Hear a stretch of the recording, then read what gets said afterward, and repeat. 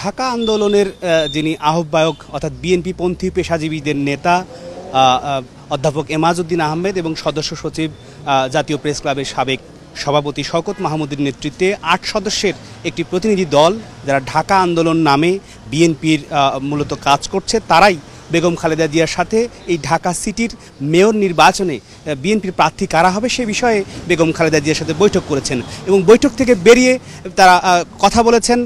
দক্ষিণের মেয়র পদে জনাব মির্জা আব্বাস এবং ঢাকা সিটি কর্পোরেশন উত্তরের মেয়র পদে জনাব তাবিদ আওয়ালকে মনোনীত করেছি।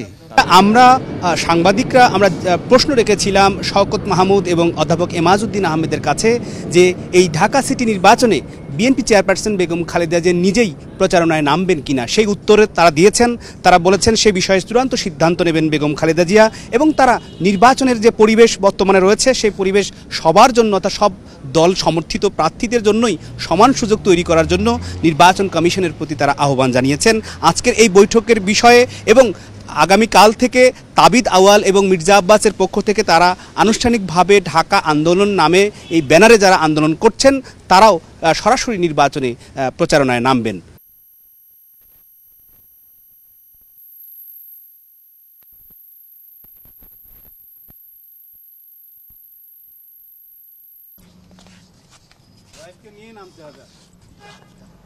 আমি কৃতজ্ঞতা জানাচ্ছি প্রথমে দেশনেত্রী খালেদা জিয়া এবং বাংলাদেশ জাতীয়বাদী দলকে যে এরকম একটা দিনে বাংলাদেশের তরুণ প্রজন্মের উপরে আস্থা রাখার জন্য এবং সাহস রাখার জন্য, জনগণের ভোট দেওয়ার অধিকারটা রক্ষা করার জন্য, ফিরিয়ে আনার জন্য আমি আশা করি ওই কাজে আমরা সক্ষম হব।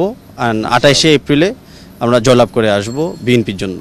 বাংলাদেশ যে একটা আন্তর্জাতিক মহলে যে একটা পরিচিত নাম, তো ওরকমভাবে ঢাকাও যেন একটা আন্তর্জাতিক শহর হিসাবে পরিচিত করা হয়। তো 2 বছর আগে ঢাকা 400 বছর পূর্তি করেছি। তো ঢাকাকে যদি আপনি ইতিহাস হিসাবে দেখেন, তা ঢাকা কিন্তু অন্য শহরের চেয়ে অনেক অনেক অনেক বেশি মডার্ন এবং অ্যাডভান্স ছিল এককালে। তো আমার চেষ্টা আর চেষ্টায় থাকবে যে ঢাকাকে ওভাবে একটা ভালোভাবে পরিকল্পনার মাধ্যমে পরিচালনা করতে।